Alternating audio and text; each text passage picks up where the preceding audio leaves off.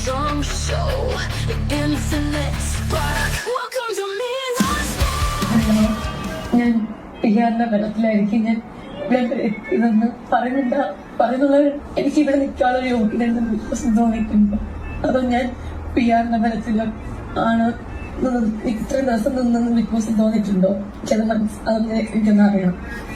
എനിക്ക് എന്റെ സഹോദരിമാരെ ഫ്രണ്ട്സ് അല്ല, എന്റെ സ്വന്തം കൂടെ ഷാനവാസിന്റെ കയ്യിൽ നിന്ന് ചതി പറ്റിയതുപോലെ അനുമോൾക്കും ഇപ്പോൾ ആ ഒരു ഫ്രണ്ട്ഷിപ്പിന്റെ പേരിൽ വന്നിട്ട് ചതി പറ്റിയിരിക്കുകയാണ്. ഇപ്പോഴാണ് അനുമോൾ ആ ഒരു ചതി റിയലൈസ് ചെയ്യുന്നത്. ആദില നൂറയുമായിട്ട് അനുമോള് തെറ്റിപ്പിരിഞ്ഞിട്ടുണ്ട്. അതായത് അനുമോളെ PR-ന്റെ ബലത്തിൽ മാത്രമാണ് അനുമോൾക്ക് ഇത്രയും ദിവസം ബിഗ് ബോസിൽ നിന്ന് പോവാൻ പറ്റിയത് എന്നൊക്കെ ഈ ഒരു ഉറ്റ സുഹൃത്തുക്കളായിട്ടുള്ള ആദിലയും നൂറയും തന്നെ ഭയങ്കരമായിട്ട് പറയുന്നുണ്ട്. അതിന്റെ പേരിൽ അനുമോൾ ഒരുപാട് കരയുന്നതും അനുമോൾക്ക് തന്നെ സംശയം തോന്നുകയാണ്, PR-ന്റെ ബലത്തിലാണോ ഞാനിവിടെ ഇത്രയും നാൾ നിന്നത് എന്നുള്ള കാര്യങ്ങളൊക്കെ ബിഗ് ബോസിനോട് തന്നെ കൺഫ്യൂഷൻ റൂമിൽ ഇരുന്നിട്ട് കരയുന്ന വീഡിയോ ആണ് നമ്മൾ കണ്ടത്. നിങ്ങൾക്ക് തോന്നുന്നുണ്ടോ അനുമോള് PR-ന്റെ ബലത്തിൽ മാത്രമാണ് ഇത്രയും ദിവസം ബിഗ് ബോസിൽ പിടിച്ചു നിന്നതെന്ന്? നിങ്ങൾക്ക് തോന്നുന്നുണ്ടോ? എനിക്ക് തോന്നുന്നില്ല. നല്ല രീതിയിൽ കളിച്ച് മുന്നോട്ട് പോയി നല്ലൊരു ഹ്യൂമൻ ബീയിങ് ആവാൻ ശ്രമിക്കുന്ന അല്ലെങ്കിൽ ആയ ഒരാൾക്ക് നല്ല രീതിയിൽ ഗെയിമൊക്കെ കാഴ്ചവെച്ച് മുന്നോട്ട് പോകുന്ന ഒരാൾക്ക് മാത്രമേ ഈ ഒരു ബിഗ് ബോസിൽ ഇത്രയും 84 ദിവസമൊക്കെ പിടിച്ചു നിൽക്കാൻ പറ്റുള്ളൂ. വെറും ഒരു PR-ന്റെ ബലത്തിൽ മാത്രം നമുക്ക് ഒരിക്കലും പിടിച്ചു നിൽക്കാൻ പറ്റില്ല, ഉറപ്പുള്ള കാര്യമാണ്. പിന്നെ ഈ ഒരു ആദില നൂറ എങ്ങനെയാണ് ഈ ഒരു ബിഗ് ബോസിനുള്ളിൽ ഇത്രയും ദിവസം പിടിച്ചു നിന്ന് ഈ ഒരു ടോപ്പ് 5-ൽ എങ്ങനെയാണ് കയറി പറ്റിയത് എന്നും കൂടി ഞാൻ പറഞ്ഞു തരാം. അതായത് എനിക്ക് തോന്നിയിട്ടുള്ള കാര്യം, ഈ ഒരു അനുമോൾക്ക് അത്യാവശ്യം നല്ല രീതിയിൽ ഫാൻ ബേസ് ഉണ്ട്. സോ അനുമോൾക്ക് നല്ല രീതിയിൽ വോട്ടിംഗ് വരാറുണ്ട്. അതിലൂടെയാണ് അനുമോള് റേറ്റിംഗ് കൂടി നല്ല രീതിയിൽ ബിഗ് ബോസിൽ നിലയുറപ്പിച്ച് പോയിരുന്നത്. അപ്പം ഈ ഒരു ആദില നൂറയുടെ ഗെയിം പ്ലാൻ ആണ് എങ്ങനെയും അനുമോളുമായിട്ട് കൂട്ടായാല് അനുമോളുടെ ഫാൻസിന് കൂടി നമ്മളെ ഇഷ്ടാകും. അപ്പം ആ വഴി നമുക്ക് അത്യാവശ്യം വോട്ടുകൾ കയറി കിട്ടാനുള്ള ചാൻസ് ഉണ്ട്. ആ ഒരു ചാൻസ് വിനിയോഗിച്ചിട്ടാണ് ആദില നൂറ ഇത്രയും ദിവസം ബിഗ് ബോസിനുള്ളിൽ പിടിച്ചു നിന്നത് എന്നാണ് എൻ്റെ അഭിപ്രായം. അല്ലാതെ അവരുടെ ഒരു സ്ട്രാറ്റജി, ഗെയിം പ്ലാൻ അല്ലെങ്കിൽ ഗെയിമിങ് എന്നുള്ള സംഭവങ്ങളൊന്നും വെച്ചിട്ടല്ല. അനുമോളുമായിട്ട് ഒട്ടിച്ചേർന്ന് മുല്ലപ്പൂമ്പൊടി ഏറ്റുകിടക്കും കല്ലിനുമുണ്ടൊരു സൗരഭ്യം എന്നല്ലേ പറയാറുള്ളത്. അതുപോലെ അനുമോളുടെ കൂടെ നിന്നത് കൊണ്ട് അനുമോളുടെ ഫാൻസിന്റെ കയ്യിൽ നിന്ന് കിട്ടിയിട്ടുള്ള ഏതാനും വോട്ടുകളും കൂടി ചേർന്നപ്പോൾ അത്യാവശ്യം നല്ല രീതിയിലുള്ള വോട്ടിങ്ങും കാര്യങ്ങളും ആദില നൂറയ്ക്ക് കിട്ടി. അതുകൊണ്ടാണ് ഇത്രയും നാളും ബിഗ് ബോസിനുള്ളിൽ ഇവര് പിടിച്ചു തന്നത്. പക്ഷെ ഇപ്പൊ എന്തായി, ടോപ്പ് 5-ൽ കയറി. അപ്പം ആദിലയ്ക്ക് അത്യാവശ്യം കുറച്ച് അഹങ്കാരമൊക്കെ കൂടിയ പോലെ നമുക്ക് തോന്നാറുണ്ട്. ഇപ്പം ഇല്ലേ, തോന്നാറില്ലേ? എനിക്ക് അങ്ങനെ തോന്നിയിട്ടുണ്ട്.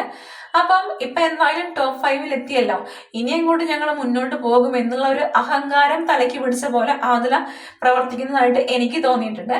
പക്ഷെ നിങ്ങൾ ഇവിടെ മനസ്സിലാക്കണം, ഈ ഒരു അനുമോളെ നിങ്ങൾ എല്ലാവരുടെയും മുമ്പിൽ ചവിട്ടി തേക്കാനായിട്ട് പിന്നിൽ നിന്ന് ഇട്ടുകൊടുത്തപ്പം അനുമോളുടെ വ്യക്തിത്വവും നിങ്ങളുടെ വ്യക്തിത്വവും രണ്ടും നല്ല രീതിയിൽ പബ്ലിക്കിന് ഇപ്പൊ മനസ്സിലായിട്ടുണ്ട്. അനുമോൾ ഒരിക്കലും ഒരാളെ പിന്നിൽ നിന്ന് കുത്താറില്ല. അനുമോൾ ഒരാളുമായിട്ട് ഒരു സൗഹൃദം അല്ലെങ്കിൽ ഒരു റിലേഷൻഷിപ്പ് കീപ്പ് ചെയ്യുകയാണെങ്കിൽ അത് നല്ല രീതിയിൽ കീപ്പ് ചെയ്ത് മുന്നോട്ട് പോകണം എന്ന് ആഗ്രഹിക്കുന്ന അത്ര നല്ല മനസ്സിനുടമയായിട്ടുള്ള ഒരു വ്യക്തിയാണ് അനുമോള്. പക്ഷെ ആദില നൂറ നിങ്ങളെ ഇങ്ങനെയല്ല. നിങ്ങളെ ഇപ്പം ജനം നല്ല രീതിയിൽ തിരിച്ചറിഞ്ഞു. അനുമോളോട് നിങ്ങൾ കാണിച്ചിട്ടുള്ള ഈ ഒരു ഫ്രണ്ട്ഷിപ്പ് പോലും പക്ക ഫേക്കാണ്. ഈ ഒരു ബിഗ് ബോസിൽ നിലനിൽപ്പിന് വേണ്ടി മാത്രമാണ് നിങ്ങൾ അനുമോളുമായിട്ട് ഫ്രണ്ട്ഷിപ്പ് കൂടിയത്, ഉറപ്പാണ്. അതുകൊണ്ടാണ് പല തരത്തിലും പല രീതിയിലും പല സ്ഥലങ്ങളിലും ഈ ഒരു ആദില നൂറ അനുമോളെ പിന്നിൽ നിന്ന് കൊടുക്കുന്നത് നമുക്ക് കണ്ടിട്ടുണ്ട്. പക്ഷെ അനുമോൾക്ക് ഒരു തരത്തിലും അങ്ങനെ ഒരു സ്വഭാവമില്ല. അതുകൊണ്ട് തന്നെ ഈ ഒരു ബിഗ് ബോസിൽ PR-ന്റെ ബലം കൂടാതെ തന്നെ അത്യാവശ്യം നല്ല രീതിയിൽ വോട്ടിംഗ് നേടി മുന്നോട്ട് പോകാനുള്ള എല്ലാ ക്വാളിറ്റിയും അനുമോൾക്കുണ്ട് എന്നാണ് എൻ്റെ പേഴ്സണൽ ആയിട്ടുള്ള ഒപ്പീനിയൻ. ഈ ഒരു ആദില നൂറ പിന്നിൽ നിന്ന് കുത്തിയിട്ടുണ്ടെങ്കിൽ കൂടി അനുമോൾ അവരെ കുറിച്ച് പറഞ്ഞ കുറച്ച് വാക്കുകൾ കൂടിയുണ്ട്. അതും കൂടി നമുക്കൊന്ന് കേട്ട് നോക്കാം. എന്റെ സഹോദരിമാരെ ഫ്രണ്ട്സ് അല്ല, എന്റെ സ്വന്തം കൂടെ പറഞ്ഞ പോലെ തന്നെയാണ്. അപ്പൊ എന്നെ നന്നായിട്ട് മനസ്സിലാക്കിയെന്നാണ് ഞാൻ വിചാരിച്ചു വെച്ചിരുന്നത്. പക്ഷെ ഇപ്പൊ ദേശത്തിന് പുറത്താണെങ്കിൽ പോലും നമ്മൾ പ്രതീക്ഷിക്കാത്ത കാര്യങ്ങളൊക്കെ വിളിച്ചു പറയുമ്പോൾ അത് പെട്ടെന്ന് ഉൾക്കൊള്ളാൻ ഭയങ്കര ബുദ്ധിമുട്ടാണ് ബിഗ് ബോസ്. പിന്നെ അവിടുത്തെ പഴയതുപോലെ മിണ്ടാനും അത് എന്റെ ഒരു സ്വഭാവം വെച്ച് നോക്കുകയാണെങ്കിലൊക്കെ അത് ഭയങ്കര ബുദ്ധിമുട്ടാണ്. ഇപ്പൊ അവരൊന്നും മിണ്ടാത്തലൊന്നുമല്ല, പക്ഷെ ഇപ്പൊ നോക്കുമ്പോ കുറച്ച് ദിവസം അവരുടെ കൂടെ ആയിരുന്നു ഞാന്.